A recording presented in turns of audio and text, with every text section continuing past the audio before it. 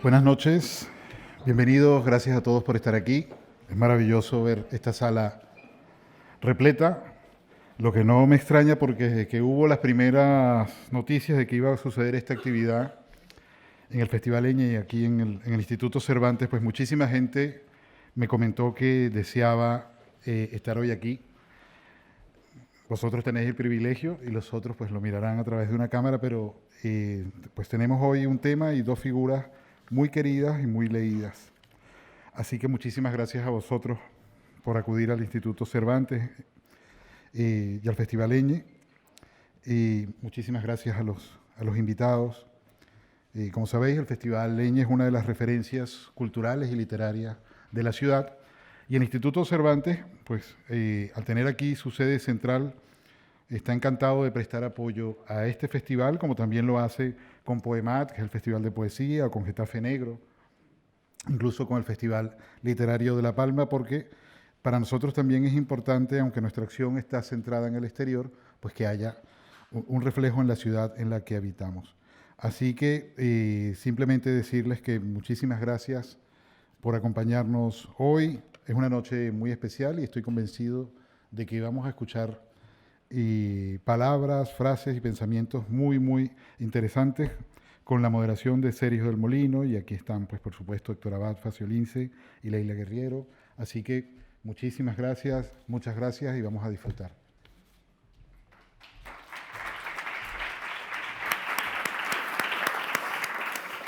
Bueno, pues buenas tardes y bienvenidos, y muchas gracias, por supuesto, al Instituto Cervantes por acogernos ya un año más el Festival Eñe, y, por supuesto, a Leila y a Héctor, que han hecho el esfuerzo una vez más de cruzar el Atlántico para venir, para encontrarse con sus lectores en España, que son muchos y que a mí me da un poco de pudor presentarles porque son impresentables en el lado positivo de la palabra, en la acepción positiva Pero de en la el lado palabra. negativo también, qué El lado bueno. negativo a ciertas horas, a ciertas horas.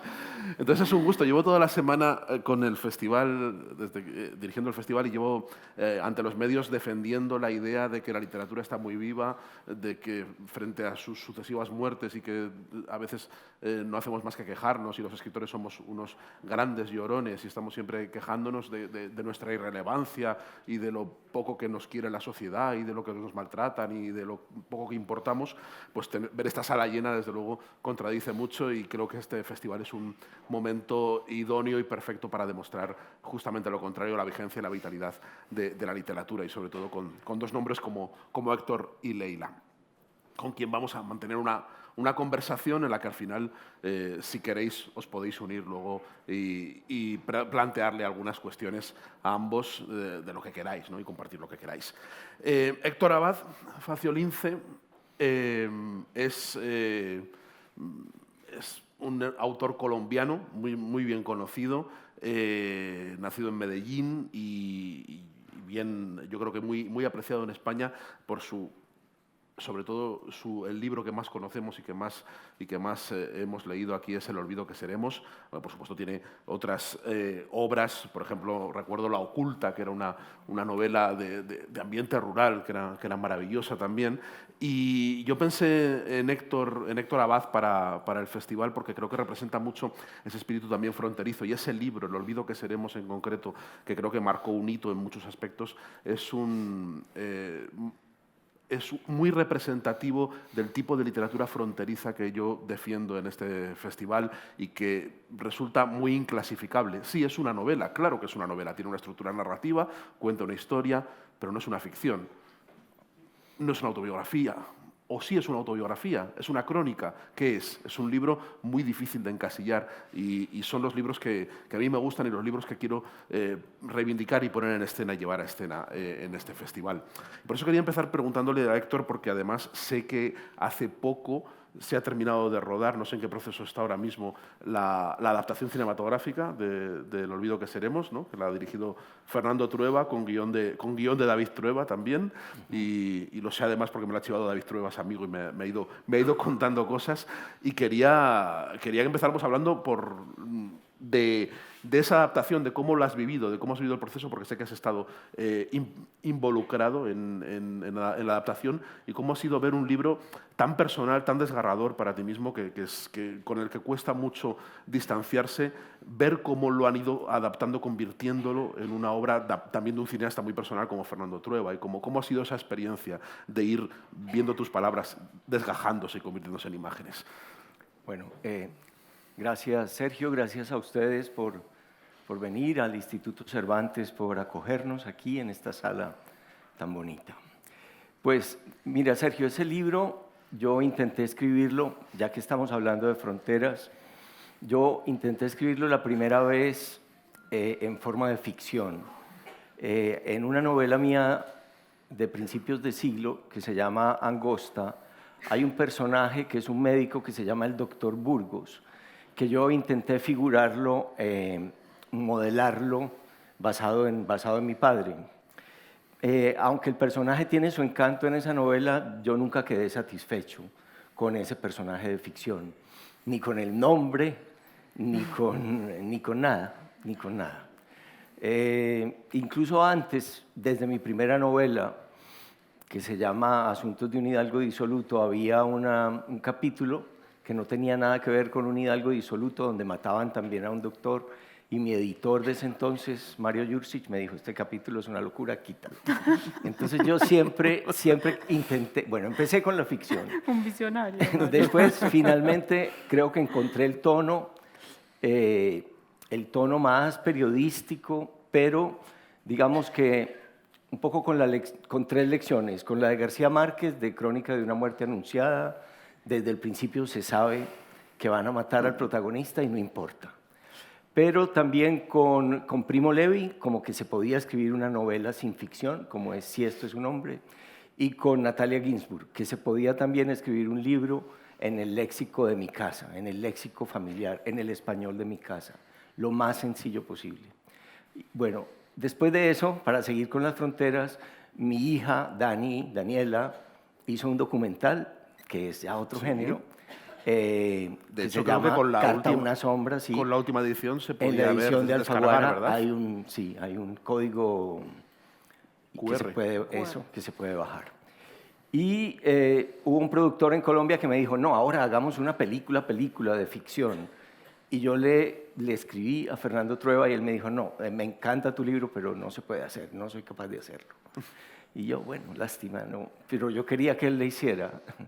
Y después, no sé, él empezó a hablar con el productor y David le dijo, bueno, yo intento hacer el guión. Y David se encerró un verano o algo así, hizo el guión, me lo mandó.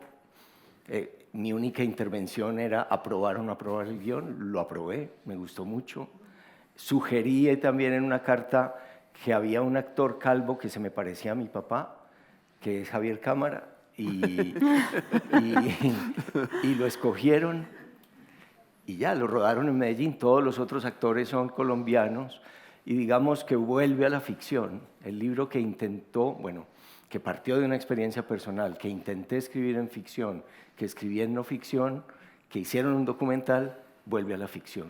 Y en que ya lo acabaron, ya Fernando va para Varsovia este fin de semana a grabar la música, que es de Zbigniew Preisner, se llama, el que hizo la música de la trilogía de los colores, ¿no? Ah, Sí, ya. qué maravilla. Sí, Sí. Bueno, Qué eso maravilla, es. qué Entonces maravilla. estoy muy feliz y ¿Asististe al rodaje? ¿Viste parte asistí del al rodaje, sí. Algunas escenas que me dejaban ir, otras me decían, a esta no puedes venir. Qué bien, Héctor. Pues la verdad que ¿Y cuál era el esos criterio caminos. para dejarte ir o no? ¿Se sabe? Que no me doliera mucho. Ah, ya. Sí. Esos caminos de ida y vuelta de la ficción a la no ficción y otra vez a la ficción. Sí. En el centro, aunque Leila ya interviene, porque ya no puede reprimir, no preguntar, Leila, porque es su oficio, es su naturaleza, está en ello. La preguntona. Leila Guerriero, también muy conocida, además lo decía hace poco que es una rockstar porque ha estado haciendo varios cafés y varios talleres y varias cosas y estaba todo lleno, está sold out Leila Guerriero por todas partes y como se puede ver también por esta sala. Con Leila he tenido una experiencia de de edición muy dura, porque me encargó como editora de Gato Pardo, una revista mexicana muy, muy buena, me encargó hace años una crónica y yo ya estaba muy intimidado porque me la encargara. Yo la hice y fue... los periodistas españoles estamos muy acostumbrados a que mandamos las cosas y tenemos que mirar muy bien todas las erratas y todos los errores, porque sabemos que van a salir tal cual los mandamos. Aunque pasen por 20 ojos, esos 20 ojos cada ojo va a añadir un error más, probablemente. O sea, tenemos que preocuparnos de que vaya con los menos errores posibles para que luego no se amontonen en el proceso. Pero Leila hacía justo lo contrario. Leila es meticulosa, mira absolutamente todo y fue un proceso para alguien acostumbrado a mandar y olvidarse, fue hermoso y a la vez decir, no puedo, o sea, porque me preguntaba, ¿y por qué has puesto esto? ¿Por qué has puesto este adjetivo? Y lo cuestionaba. Y yo, no lo sé, Leila. Le decía, no sé decirte. O sea, fue traumático. No sé explicar. Fue bastante traumático, pero al final luego veías el resultado y decías, es verdad, has sacado lo mejor que se podía sacar, ¿no? Has sacado ha exprimido el texto. Y eso es lo que hace Leila con los textos ajenos y con sus textos. Llega a un grado de precisión esencial, tanto en sus columnas como en sus crónicas, que a mí me maravilla. Acaba de sacar ahora mismo en España una colección de sus columnas y es maravilloso porque las columnas de Leila son tan atemporales que pueden leerse en un libro. Yo creo que las columnas de cualquiera aguantan muy poco. A mí cuando me ofrecen hacer una colección de columnas siempre digo que no, porque creo que 15 días después ya no se van a entender las columnas. Pero las tuyas están ahí, o sea, logras una intemporalidad dentro del día a día que es maravillosa. Es un libro absolutamente recomendable que cuyo título no voy a encontrar ahora, sí, Teoría de la Gravedad. Teoría de la Gravedad, que acaba de salir en Libros del Asteroide, y en cuyo prólogo el escritor argentino, no sé, digo uruguayo porque su novela era La Uruguaya. El escritor argentino, Pedro Mairal, define a Leila, dice, a Leila no se le escapa nada, ve incluso lo que no se ve. Y es efectivamente, creo que es una maravillosa definición precisa y muy guerrierista, porque es una frase que podría haber sido también Leila a la hora de caracterizar a alguien. Caracteriza todo al principio, al primer golpe, de una forma con una precisión tremenda. Y una cuestión que yo me planteo para empezar la conversación contigo, Leila, es si tus libros y tus columnas también y tus textos, que están en esa frontera difusa entre la literatura y el periodismo, ¿tú la tienes clara? ¿Tú defines que tú lo que haces es periodismo, es literatura o es Leila Guerriero? ¿Qué es, ¿Tu propuesta qué es? ¿Qué es lo que haces? Como una especie de marca. Qué horror. Terminar siendo No, una marca no. Una marca. Un género que es mucho mejor. No sé, ser un género. Bueno, gracias Sergio, Héctor, al festival, al instituto. Gracias a todos ustedes por estar acá. Yo creo que después de esta presentación la gente era para que salieran corriendo en estampida, ¿no? Una tipa que te traumatizó, o sea, como... En absoluto. Que tiene una mirada de rayos X, o sea, toda esta gente está pensando que no me mire a mí, que no me mire a mí. Yo creo, digamos, cuando a mí me preguntan qué soy, yo siempre digo que soy periodista. Es lo que siento que me define, pero además, a veces cuando te ponen periodista y escritora, digamos, yo siento como que es como si te pusieran una especie como de cocarda diciendo periodista y escritora, ¿no? Como si ser escritora fuera una especie como de upgrade, digamos, como pasarte a clase ejecutiva. O al revés. Con escritor y periodistas como escritor, pero poco.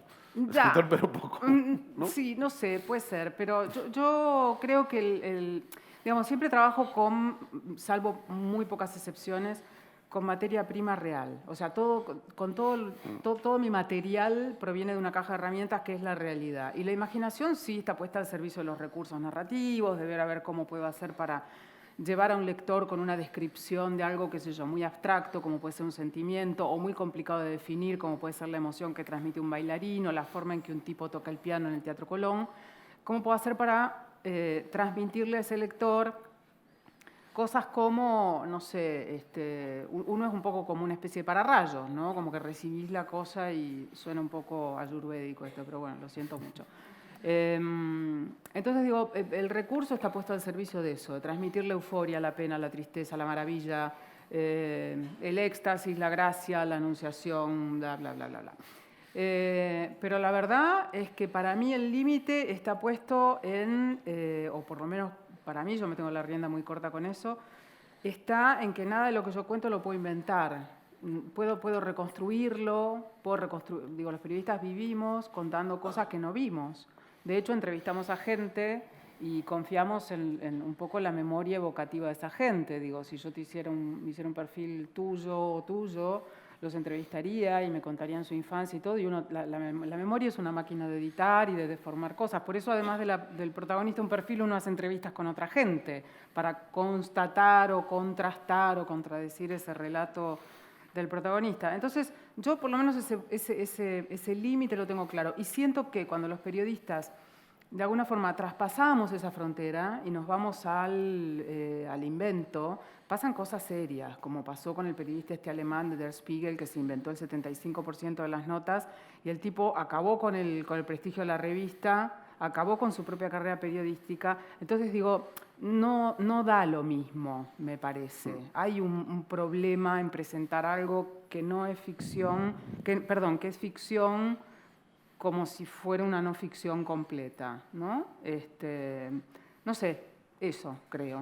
No, yo creo que tú eres, además, recuerdo un encuentro que tuvimos hace, yo creo, un par de años, que estábamos con Marta Sanz en la Fundación Telefónica, sí, sí. Y estuvimos perdiéndonos, lucubrando filosóficamente sobre que todo es ficción en realidad, porque todo recuerdo es mentira y todo recuerdo es una fabulación y todo. Entonces, al final, todo, el periodismo es ficción, la física es ficción, todo es ficción. Y entonces tú nos mirabas atónita y al final nos cortaste y dices, ¿pero qué carajo? O sea, ¿qué me estás diciendo? Yo sé perfectamente lo que es mentira y lo que no. Yo sé, o sea, y lo distingo tajantemente, y es verdad que yo creo que una cosa que sostiene tus libros, Los suicidas del fin del mundo, por ejemplo, o la crónica, el perfil largo del pianista Bruno Gelbner que publicaste el año pasado, ¿no? Este año en Anagrama. Este año en a Anagrama. principios de año, sí. Lo que se ve es un prurito por llegar hasta donde puedes llegar y no ir más allá nunca, ¿no?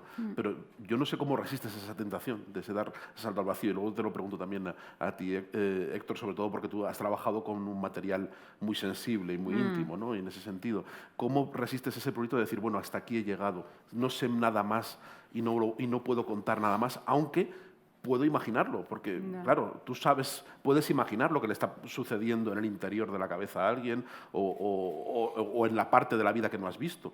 Sí. Pero ¿cómo pones esa barrera? Es que no me tienta en absoluto. Es como es como si me dijeras, ¿cómo hago para no tentarme para comerme 10 kilos de helado? Yo que sé, no me gusta el helado. Entonces es como que no existe la tentación. No tengo la tentación de la ficción. No, a ver, primero, no tengo la tentación porque no tengo la vocación, quiero decir. O sea, hay una incapacidad ahí. No es que estoy diciendo, ay, soy fantástica. Digo, estoy no tengo esa vocación, y eso habla de que no tengo un talento, evidentemente, tampoco para escribir ficción.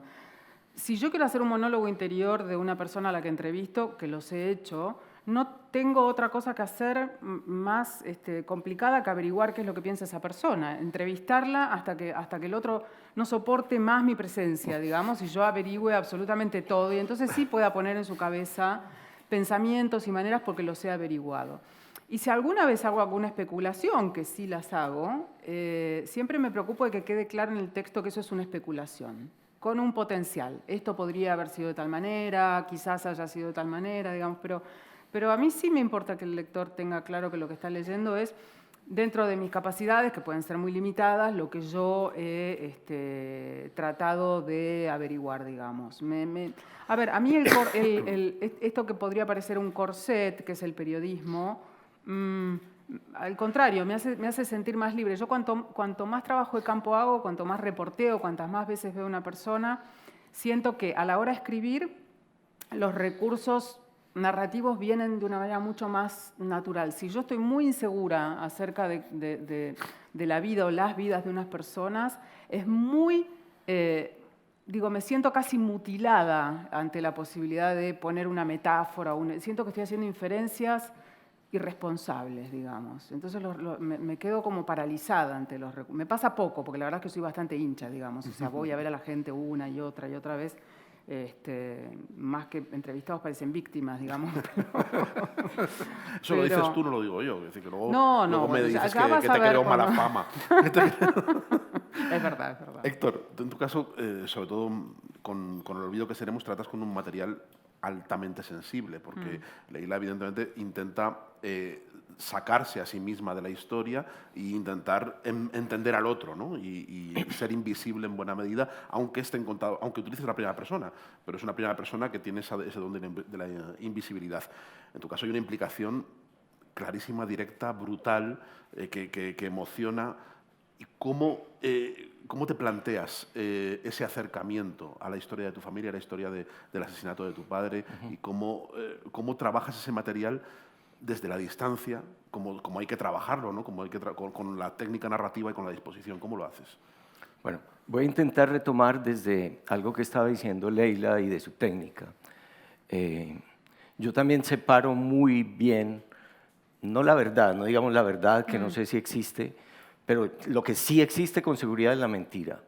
Ya la verdad es más difícil de alcanzar. Por ejemplo, si yo entrevisto largamente, porque no acepto una entrevista de media hora, largamente, 2 días, a un político que no suelen decir mucho la verdad, hay que estar mucho tiempo mirando no solo lo que dicen, sino lo que hacen, cómo hablan, casi que cerrar los ojos, porque uno descubre más la mentira en la voz que en la mirada. Ellos saben actuar con las manos, saben sonreír sin que sea con los músculos voluntarios de la sonrisa, sino hasta con los involuntarios. Entonces y respeto, y creo que el periodismo tiene que intentar hasta donde pueda hallar esa verdad.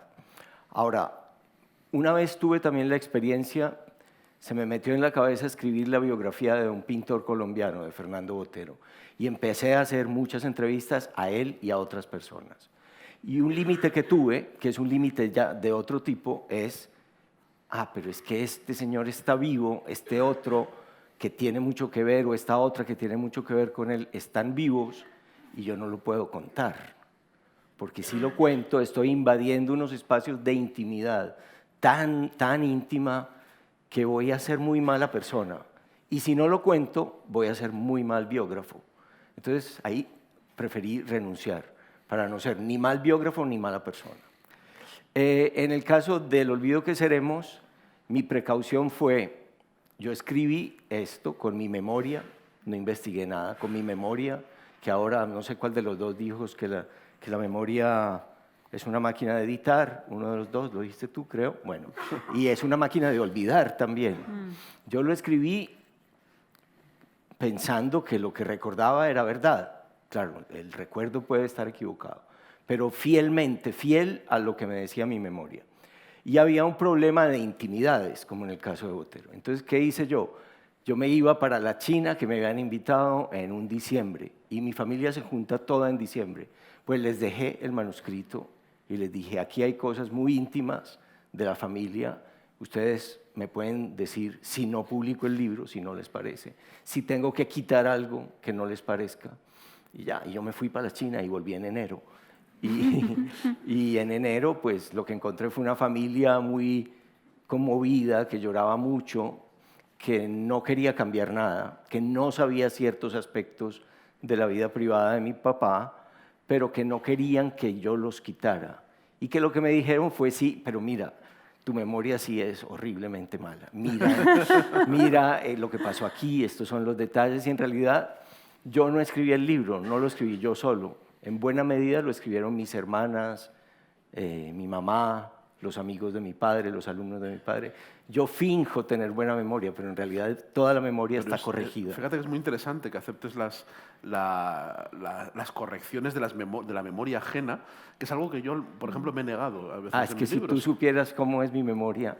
No, pero la memoria, yo partiendo del hecho de que la memoria es totalmente falible y es un invento. Pero es que la mía no es falible, es inexistente.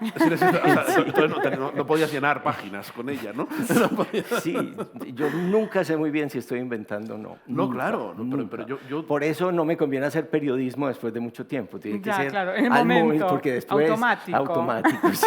En el Yo Y creo ojalá que nadie- grabado. Ya. Yo creo que nadie sabe realmente si está Increíble. inventando, ¿no? Con algo, ¿no? Pero es verdad que luego cuando contrastas esos recuerdos con otra gente que lo ha vivido, ¿no? Y que tiene esa memoria, siempre te la corrige. Pero mi experiencia es que te la corrige para mal. Que lo que recuerdan los demás es menos narrativo, es peor. Es un recuerdo más feo. Entonces es más... O sea, mi no, recuerdo es real, será- porque es real del claro, molino. entonces mi No, recuerdo en mi será caso mentira, no, pero son porque las mejores. narradoras de mi casa son mis hermanas. Claro. Y ellas se acuerdan de detalles. Ah, eso es muy y bueno. los detalles Eso es son muy bueno. fundamentales. Yo no me acordaba de 1000 detalles que mis hermanas sí. Entonces, no sé, mi hermana mayor me dice, negro, ¿te acuerdas cuando Marta, la hermana que se muere en el libro, vomitó el hígado? Y yo no me acuerdo de que haya vomitado el hígado. Y obviamente el hígado no se vomita, No, y era claro. lo que le decía. Bueno, entonces me cuenta la historia de cómo mi hermana vomitó el hígado, y es un detalle bonito de la novela que yo cuento como si me acordara, pero en realidad yo no me acuerdo. Se acuerda mi hermana. Pero es bonita la coartada porque... Claro, es que luego también hay una frontera moral. La coartada, tú les dejas en manuscrito a tu familia, a tus hermanas, para que acepten enmiendas o digan incluso que si no les parece bien que el libro no se publica. Estaba dispuesto a que Pero no se en publicara. realidad lo que tú querías hacer es que te mejoraran el libro. Lo que querías es, les estabas dejando ahí, dice, mira, tengo aquí recuerdos que yo creo que son mejorables, ¿no? A ver si me hacéis un editing, me hacéis un... Pero es verdad. Es verdad, sí, ¿no? O sea, la sí. estrategia es esa. Y yo creo que hay mucho... Le dejaste trabajo. Con lo que hablabais antes de cómo acceder al otro, cómo acceder a los recuerdos del otro, que decía Leila, dice, yo estoy siempre hasta que se hartan de mí, ¿no? Y tú pasas 2, 3 días con un político hasta que logras meterte... dais una imagen del entrevistador o del cronista como un testigo aséptico y neutro, pero yo creo que vuestra presencia manipula y condiciona mucho. Dice, acaba rompiendo las defensas del otro, de alguna forma. Intervenís en él. Es decir, no, Pero de al eso final, se trata, de que las defensas se caigan. Claro. No. Sí, totalmente. Es como, sí, en un punto es como, o sea, uno está y está y está y está tanto tiempo hasta que desaparece un poco ante la vista del otro. Si eso no pasa nada, digamos. Qué sé yo, a mí me pasó con este libro que mencionabas, con el de Bruno Gelber, el Opus Gelber. En un momento, yo estoy habituada a o sea, yo soy esa mujer que está ahí sin estar en un punto, ¿no? Cuéntanos un poquito del libro antes de... Sí, es la historia, es un perfil muy largo, no es una biografía, de un pianista que es uno de los mejores 100 pianistas del siglo pasado. Se llama Bruno Gelber, tuvo polio a los 7 años, tiene una de sus piernas paralizada, eso no le impidió hacer una carrera fulminante en Europa. Su furor fue entre los años 50 y los 80, que no es poco, digamos, ¿no? Como 30 años de reinado. Y ahora vive en la Argentina de nuevo, sigue tocando el piano, tiene 78 años. Lo curioso es que vive en el barrio de Once, que es como una especie de mercado persa, digamos, un barrio muy popular, siendo un tipo que se granjeó la amistad. Su mejor amiga es la duquesa de Orleans, digamos. O sea, entonces vivió entre duques y condes y reyes y todo esto. Y ahora vive como a 3 estaciones de metro de mi casa, lo cual fue fantástico porque lo pude entrevistar durante 1 año y medio, yendo prácticamente, no sé, todas las semanas a la casa de él 2 o 3 veces por semana. Pero es una especie de...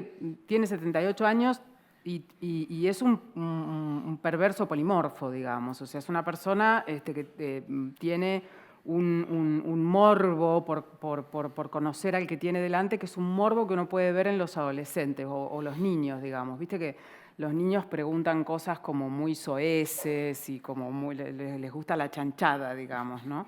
Entonces, Bruno, siendo un músico exquisito, es un especialista en Beethoven, en el repertorio romántico y qué sé yo, muy rápidamente en la segunda entrevista me empezó a hacer a mí preguntas tremendas, como si le era infiel a mi marido, si alguna vez me había acostado con una mujer, por ejemplo.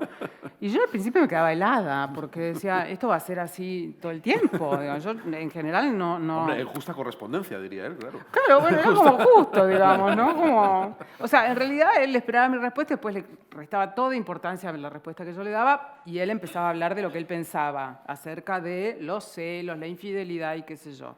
Esa era la parte que a mí me servía, digamos, a mí no me servía decirle sí, no, blanco y negro, pero me di cuenta muy pronto que si yo no dejaba que él, digamos, traccionara, me manipulara de alguna manera, yo no iba a poder llegar a ningún lado.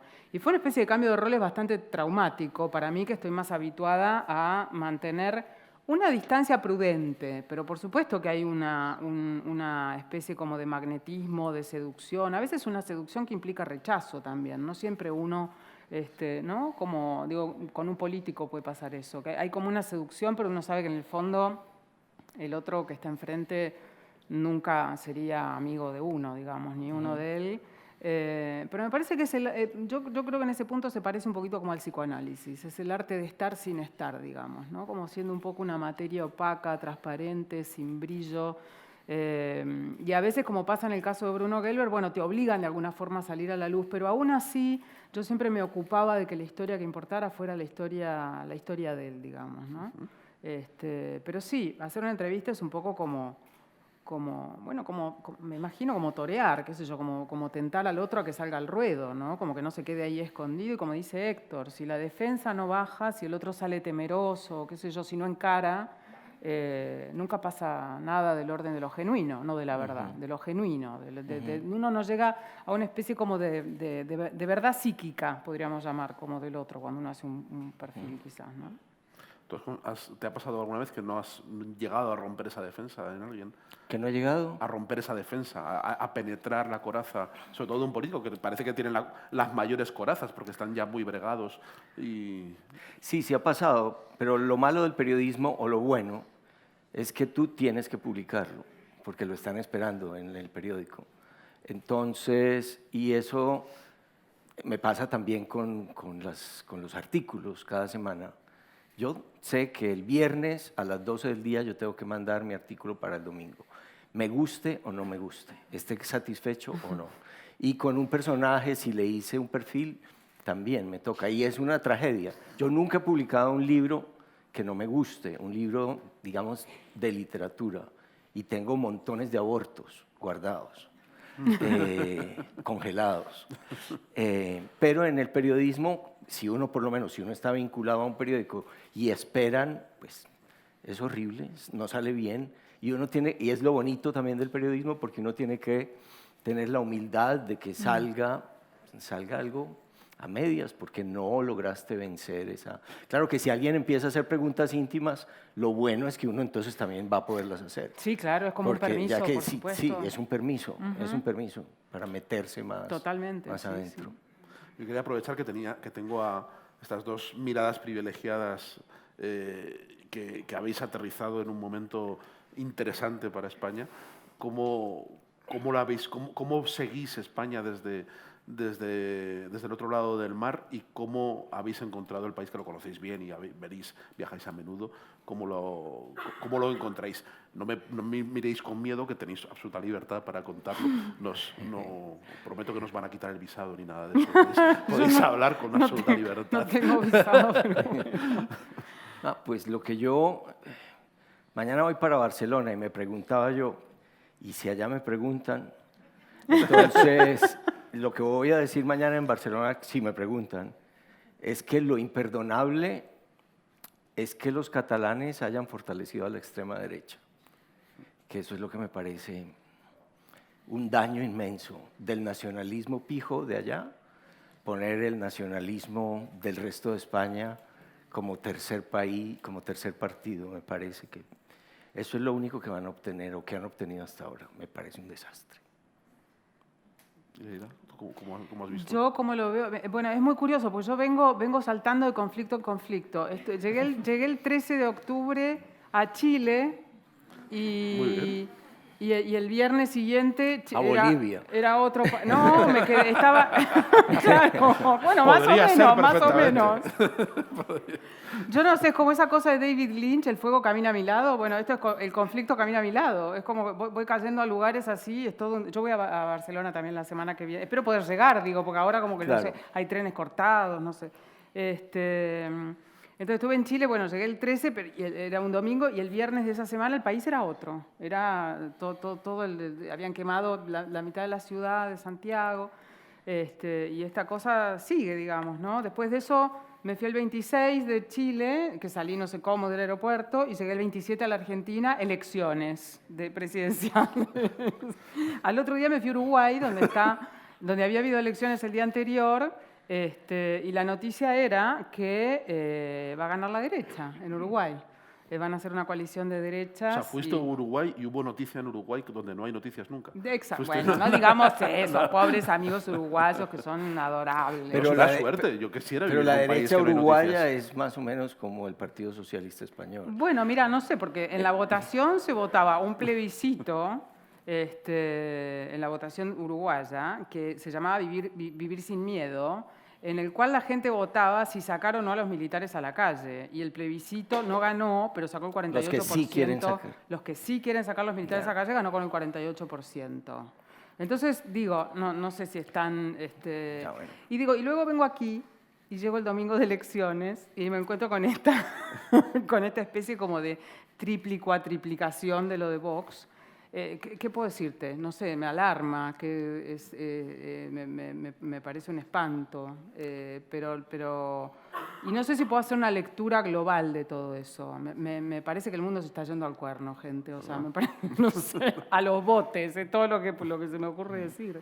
Pero sí, ¿no? Da esa sensación de que se va descuajaringando un Bueno, poco todo. sí, creo, me parece que no soy una analista política, digo, pero me parece que... Bueno, y el domingo pasó también lo de Evo, ¿no? Que y decía, una risa, porque el titular del diario decía, no tengo por qué escaparme, y después uno lo veía, el avión por poco, no sé, pasó por Nueva Zelanda y llegó como... me parece un horror lo que pasó en Bolivia, más allá de que todo esa ridiculez de... Pero bueno, yo no puedo mirar sino con alarma todo una especie como de avance de la derecha que parece como Claro que en yo, todas partes. viniendo de Colombia, donde no se pregunta Colombia es si... Suiza ahora, Sí, Héctor, no, o sea. Suiza. No, ¿qué estás diciendo? Ahí no se ahora podemos estar en pregunta... Uruguay. Ahí no se pregunta si los militares pueden ir a la calle o no, sino Están. si los militares pueden bombardear campamentos donde hay niños colombianos. Sí, Es decir, es el verdad. ejército de un país existe por si hay una amenaza exterior y te invaden, y entonces vas y matas al que sea y nadie pregunta nada. Pero cuando pones al ejército de tu país a combatir a los propios ciudadanos desde el aire con bombas y te importa un chorizo si hay niños o no, entonces ya no están fue en lo la que pasó el calle. otro día, ¿no? Que fue O lo que sea, pasó en Colombia en agosto y vinimos a saberlo hace una semana. Que, claro, los primeros culpables son los de la guerrilla, que reclutan niñas de 12 años y les dan anticonceptivos porque además las violan. Pero los segundos culpables somos responsables los colombianos y culpable el gobierno que permiten el bombardeo indiscriminado de conciudadanos. Es decir, aquí no combatieron a ETA tirando bombas desde el aire, hubiera niños o no. Creo que eso es como inimaginable. Y creo que en Uruguay tampoco lo harían. No, en Uruguay creo que no. Sí. Creo que no. Yo creo que voy a abrir ya el turno de palabra porque noto al público inquieto y expectante por Se quieren ir, en participar. No, quieren intervenir, quieren contaros cosas y quieren... O sea que si es vuestro momento ahora, si queréis, creo que hay algún micrófono por ahí, levantad la mano. Mira, por aquí tenemos una primera pregunta. Por aquí. No sé si tenéis el micrófono a mano. Ahora le llevan el micrófono. Tal vez si se pone de pie la Por ven, aquí, por lo aquí. ven más. Sí, póngase de pie, por favor. Aquí es el caballero de la columna. El caballero de ahí de la columna.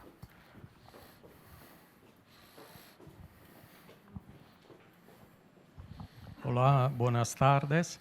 Encantado de conocer en vivo Héctor y Leila. Disfruto esta oportunidad. Mira, ¿por qué toda la América Latina no puede nunca estar en paz, en tranquilidad? Está siempre violencia. Vosotros, una es argentina, la otra colombiana, hace esta pregunta. ¿La literatura o el periodismo, en el caso, hace justicia o no? Esa es una pregunta sencilla. Sí. Sencillísima. No mucho. No, yo puedo contestarle cortito. En el caso del periodismo, Héctor, no sé qué pensará, pero yo creo que el periodismo no está para hacer justicia. Precisamente ese es el problema, que muchas veces ponemos al periodismo en un lugar de justiciero o en una especie como de imperativo moral. Y el lugar del periodismo es otro, es contar contar, digamos, pero no hacer justicia. Creo que el lugar de hacer justicia es el lugar del Estado. El problema es cuando el Estado no hace justicia. Y eso es lo que pasa en América Latina y en tantos otros lugares. El periodismo puede denunciar, puede visibilizar, puede sensibilizar, puede hacer un montón de cosas. Pero el rol del periodismo, creo yo, no es ponerse en el lugar que corresponde que se pongan funcionarios del Estado. Cuando el Estado no está, la gente se arregla como puede. Y eso es lo que produce, las cosas que produce, como las que contaba Héctor recién, me parece. Yo diría, a su primera afirmación de por qué América Latina no puede estar en paz, hay algo muy paradójico en América Latina. Yo sentí un leve acento, que podría ser alemán o francés de su parte, o belga, o qué sé yo. Italiano. Piacere, buonasera. Y en realidad América Latina internacionalmente es un país muy pacífico que podría darle lecciones a Europa. No hemos tenido grandes guerras entre nosotros. Es un continente, nada, en que Colombia no invade a Venezuela, Ecuador no invade al Perú.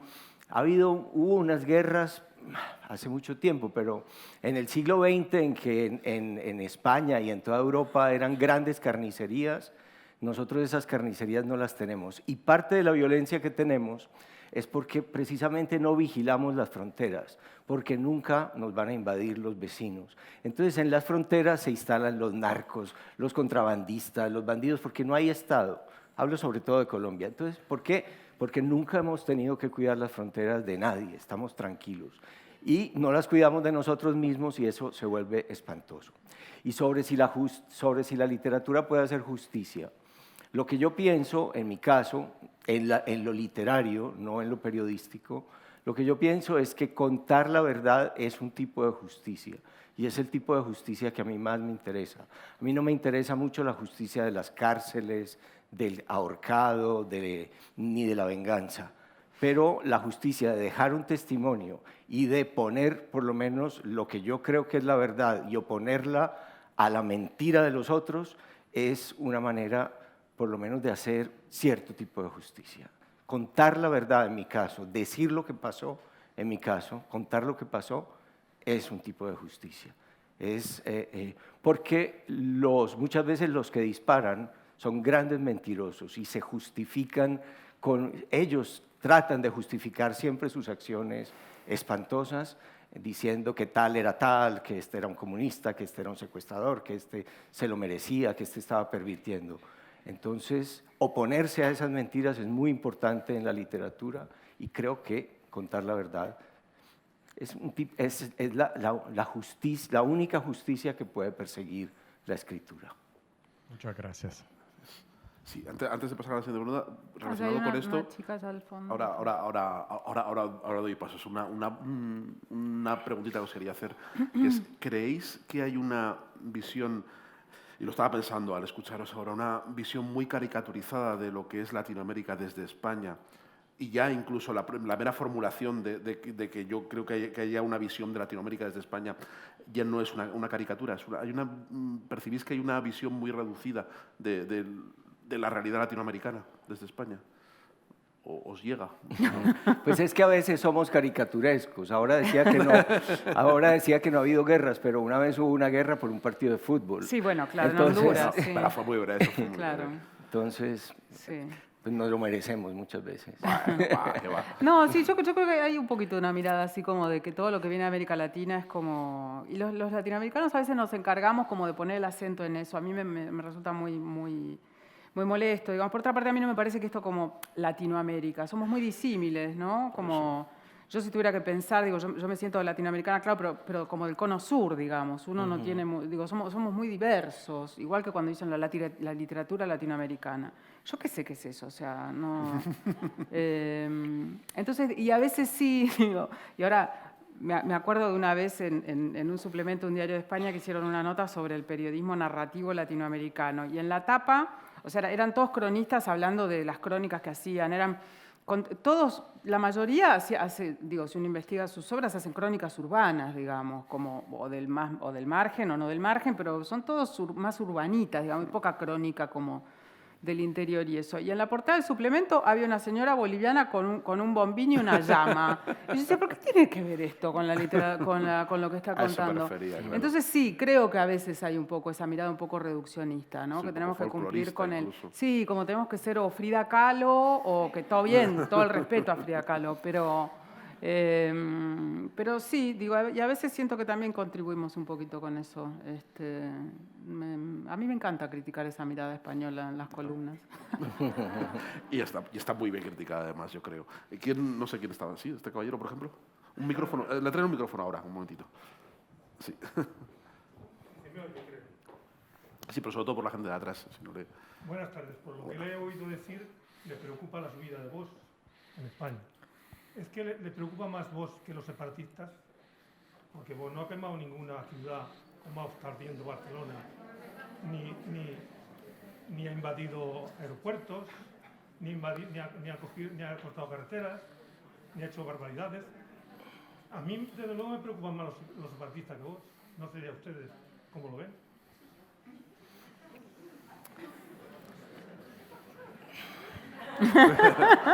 Puede preocuparte más una cosa que otra o puede no preocuparte nada en absoluto, por otro lado también. O sea, no hay... No estaba preocupado hasta que usted le De preguntó. hecho, no es una cosa que se plantease. Ahora logró preocuparlo.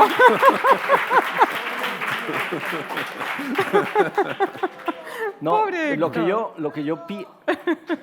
yo pienso es que el discurso de Vox todavía no se ha llevado a la práctica. Pero si el discurso de Vox se lleva a la práctica, lo que usted ha visto de parte de los separatistas son minucias de nada. Porque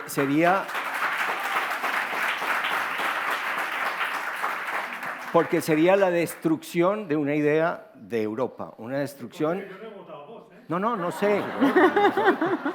No sé, pero lo que hay detrás de ese discurso que propone una praxis política es algo que sería de verdad devastador para España y para toda Europa. Y en Europa hay muchos movimientos de esa índole que los devolverían a ustedes a esos siglos en los que no eran precisamente ejemplo para el mundo. También Podemos haciendo lo mismo, volveríamos a recibir en Venezuela. En parte sí. Podemos participar todos pero pidan turno y así lo ordenamos un poquito. ¿Quién había? Es que me parece que es una cosa de ir a un orden interpuesto, me parece que entablar aquí la discusión entre vos, Perdón, entre No, vos me y los preguntaron y separatistas, tuve que contestar. ya, yo lo entiendo, pero me parece que es una falta de respeto hacia las personas que están ahí, que hemos venido a hablar de otra cosa. No creo que sea un tema de discusión ahora. Lo Haga de Vox usted y el una pregunta de separatismo, la Bueno, pues cosa. porque aquí todo el mundo tenemos nuestra idea. plantéenos usted algo, claro que sí. Plantéenos. A mí me No, parece, no, a mí no, me pero parece no, que sí, pero no ya. discutan, en pero me serio, no. parece que Hay más sí. intervenciones. Si hay alguien que quiere intervenir, por favor, mira, por ahí al fondo tenemos Allá hay un joven. Una pregunta sobre el una PSOE. pregunta sobre Vox. Sobre la cosa. sobre el PP, Buenas sobre el tardes. pacto. Hola, buenas. Hemos venido aquí varios compañeros de la Sexta Noticias y nosotros tenemos interés por saber qué opinan del periodismo que se está ejerciendo en España y en particular del periodismo en la televisión. Del periodismo en la televisión en particular. No, mira, yo creo que en España, como en todas partes, hay buenos periodistas y malos periodistas. Un poco perogrullo esto que te digo. Me parece que no... a ver, yo tengo una visión un poco más general del asunto. Me parece que si uno mira con lupa cada uno de los países... Yo hago una cosa que se llama crónico, periodismo narrativo. Este tipo de periodismo tiene una vocación que te diría que es casi como panamericana. En un punto no es un fenómeno que se pueda medir país por país. No es un fenómeno argentino, uruguayo, chileno, qué sé yo. Entonces digo, para mí ese mapa es como permea un poco las fronteras. Y tengo como un mapa de muy buenos periodistas dispersos en todo el continente y también en España. No creo que en España el periodismo sea peor o mejor que en otros lados. A mí a veces digo, la televisión, la verdad yo no miro mucha televisión española por una cuestión de distancia, digo, no. Miro televisión cuando vengo acá un poco no podría darte una opinión acerca de eso, la verdad, porque no estoy casi todo el tiempo en la calle, digo, no estoy mirando la tele. Pero sí consumo sitios y medios gráficos y todo esto, algo de radio. Y me parece que, no sé, es un poco torpe lo que te digo, pero me parece que tiene como altos y bajos, como en todos lados. Hay periodismo que está muy bien hecho, hay medios que me resultan sumamente interesantes acá, y hay otros medios que no tanto, y periodistas que lo hacen muy bien, y autores que son muy buenos, y otros que no tanto. La crisis del periodismo es una cosa de la que se habla hace rato, y no creo que sea un patrimonio de un país en especial. Héctor. Yo no conozco ese canal, ni conozco bien la televisión española. Lo que yo creo es que hubo un señor de la televisión en Europa que se volvió primer ministro, de apellido Berlusconi, que fue nefasto para toda Europa, y que desde la televisión, desde la banalización, la vulgarización, la estupidez permanente de los programas de televisión, es decir, poner el nivel cultural en lo más grotesco y en lo más pobre, le hizo un daño a toda la televisión del mundo. Y sin conocer bien a la española, por lo que yo he visto, también. Hombre, ese primer ministro era propietario de buena parte de las televisiones españolas. Sí, claro. O sea, ese modelo está en España también. Sí. Exactamente igual. ¿Hay alguna intervención más? Sí, por aquí. Adelante. Hola, buenas noches. Buenas noches. Tenía una pregunta para Leila y para el invitado también, para Héctor. Leila, yo leo tus columnas de aquí del país los miércoles y tú dices que te has hecho especialista en buscar la verdad en otros, pero yo leo tus columnas y siento que, como las escribes en primera persona, quería saber si algún momento has temido enviarla porque te desnudas demasiado en ellas, en tus columnas. Ajá. Y otra pregunta para los dos es, ¿cómo ven el periodismo de ahora en adelante con esto de las fake news y con las redes sociales y el descrédito del periodismo? Ya. ¿Querés contestar vos primero? Dale. Si no he temido yo. No, mira, no creo haber dicho que estaba habituado a buscar la verdad en otro, porque verdad es una palabra que yo uso muy poco, pero sí es verdad que vivo más de entrevistar a los otros que de hablar de mí. No, nunca me dio miedo mandar las columnas porque soy una persona muy insolente. Y porque la verdad es que por más que yo me exponga, podría escribir 400 columnas más de esas y en el fondo nadie va a saber quién soy yo. O sea, yo puedo contar cuestiones relacionadas con mi vida, mi infancia, mi padre, mi madre, mis hermanos o mi pareja o qué sé yo, pero yo elijo hasta dónde mostrar. Y en realidad es como, yo siento que es una especie como de universo de postales quemadas. Lo lees y eso es como, viste, Misión Imposible, se autodestruirá en 10 minutos. No queda, yo paso por ahí, pero no queda nada de mí en ese lugar. Entonces es una exposición falsa, diría yo. O sea, todo lo que hay ahí es genuino, sucedió, pero no, en verdad yo no estoy ahí. Entonces no me da miedo. Hay una especie como de resguardo. Y lo otro que preguntabas, decías cuál es el estado del periodismo o algo así. No sé. Creo que me parece que lo que hay que hacer, siento yo, o por lo menos lo que yo trato de hacer ante todo este run de que el periodismo está en crisis y qué sé yo, es pensar todo el tiempo por qué era que yo hacía esto, para qué era que yo quería hacer esto. Como le dije al Señor, no era para hacer justicia, no era para cambiar el mundo ni nada. Entonces trato de aferrarme a esa idea de por qué yo hago lo que hago y trato de hacerlo, de estar por lo menos a la altura de una vara interna que me pongo, y me parece que un poco volver a esa fuente y volver a hacer el buen y viejo periodismo de siempre, que consistía en salir a ver y volver para contar, no sería una mala idea para reponer algunos daños que nos hemos hecho disparándonos al pie, ¿no? Instalando esta idea como de cualquiera puede ser periodista, o o que cualquiera que tenga una red social más o menos exitosa es un periodista. Bueno, es una persona con una red social exitosa, pero no tiene por qué ser un periodista. Y me parece que algo raro pasó cuando los medios de comunicación, ahora uno ve que 2x3 empiezan a publicar en la portada noticias que 2 minutos después o media hora después se descubre que son falsas. Gente muerta que no estaba muerta, etcétera, etcétera. Digo, hay algo en el orden de la urgencia que nos pasó de una manera muy contundente. Antes nos tomábamos por lo menos 1 hora o 2 para chequear una información, a ver si Maradona se había muerto en un avión camino al Mundial o no, y ahora lo publicamos en la portada solo basándonos en un audio, digamos. Entonces, eso me parece que es grave y que la única manera de combatirlo es eso, preguntarnos por qué estábamos haciendo esto que hacemos y tratar de volver a hacer el periodismo viejo, te diría yo, que era eso, salir a la calle, ver, hablar con la gente, chequear fuentes, creo. Nadie me va a dar mucha bolilla en una empresa periodística, pero bueno. Yo creo que hay un problema grave. Yo creo que estoy en este festival Eñe porque alguna vez Luis G. Martín me pidió que escribiera un diario para esa revista. Esa revista desapareció, ya no está impresa. Sé que en el país de España han despedido a cientos de periodistas en los últimos años. En El Tiempo, el periódico más grande de Colombia, despidieron entre periodistas y administrativos como a 400 personas en el último año.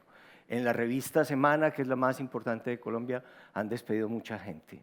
Yo he trabajado en casi todos los medios colombianos, en Cambio, en Semana, en El Espectador, ahora, y yo siempre tiemblo de que van a llamar del Espectador a decirme, lo sentimos mucho, pero no te podemos seguir pagando. Creo que, digamos, cuando el fenómeno es más viejo, como en Estados Unidos, quedan algunos medios. Por ejemplo, el New York Times, el Washington Post son rentables, yo pago una suscripción porque sé que lo que hay ahí lo necesito leer. Y lo que dice Leila es que como los periódicos no tratan de competir con las redes sociales sin conseguirlo, pues se vienen estos errores espantosos. En cambio, si se fijan, el fenómeno del libro resiste, porque la gente se da cuenta de que nadie puede escribir en un tuit o en un ratico, y lo sé porque yo empecé a escribir una novela por tweets, nada bueno, nada que valga la pena. Entonces los libros resisten. Y yo diría que los periódicos, por lo menos 1, 2, 3 periódicos por país tendrán que resistir porque la gente se va a dar cuenta de que puede que no haya verdad, pero mentiras, claro. Mentiras, todas las mentiras están en las redes sociales, todos los escándalos, todas las exageraciones, todos los manipuladores de países, de grupos políticos. Entonces, si no hay una defensa del periodismo serio, del periodismo que Leila representa y que grandes periodistas de acá y del mundo representan, no para decir la verdad, pero para buscarla con mucho cuidado, para entrevistar a mucha gente, para tener siquiera una forma caleidoscópica de la posible verdad. Si no existe eso, vamos a ser unos zombies manipulados por redes sociales. Entonces, pues sí, estamos en una situación muy dura para el periodismo. No apaguen el aplauso, no apaguen el aplauso. Y siento muchísimo que haya desaparecido una buena revista literaria y de buen periodismo. Lo siento. Bueno, en Chile desaparecieron todas las revistas excepto las del Mercurio. No sé si desaparecen las revistas o desaparecen los lectores. No sé. No, los lectores no quieren pagar, no quieren pagar. Quieren que todo sea desaparecen los lectores con dinero. No, tienen para la cerveza. Antes tienen para el whisky, pero no. Para Netflix. Sí. ¿No? Creo que no es el caso de la gente que está en esta sala hoy. Voy a dejar una última intervención que ya nos tenemos que ir. Esta muchacha, por ejemplo.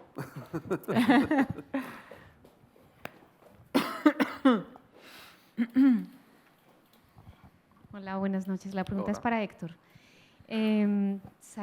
Desmarcándome un poquito del periodismo, porque la verdad es que muy poco sé del periodismo, pero yendo muy concretamente al olvido que seremos, que también cuenta un universo de cosas.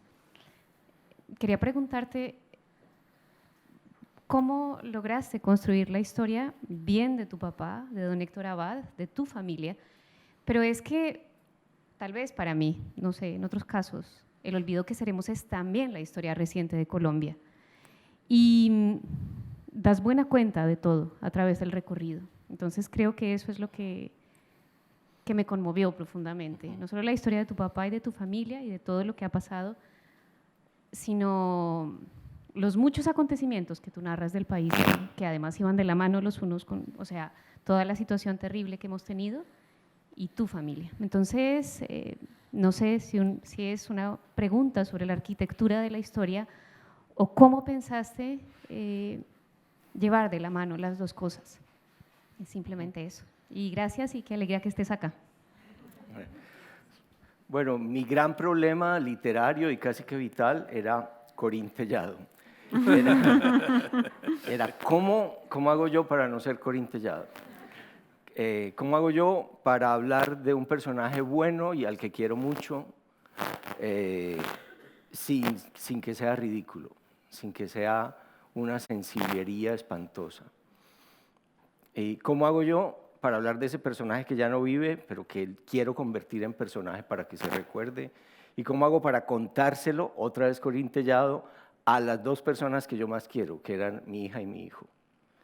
Entonces, esa fue la dificultad que me obligó a esperar 20 años para poder escribirlo, para leer mucho, para escribir mucho, para aprender a leer y a escribir y tratar de contarlo bien, de una manera contenida, que yo ya no estuviera moqueando y lagrimeando todo el tiempo y que lograra transmitir cómo era esa, es decir, porque es que los malos nunca son ridículos, pero los buenos, todos mis amigos, todos mis contemporáneos escribían de sicarios o de Pablo Escobar o de paramilitares o de guerrilleros o de secuestradores.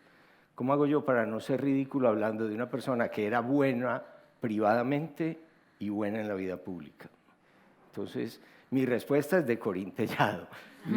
Lo hice con mucho miedo, pero sí, me imagino que ella algún día habrá dicho, yo escribo mis novelas con amor. Bueno, yo escribí ese libro con amor.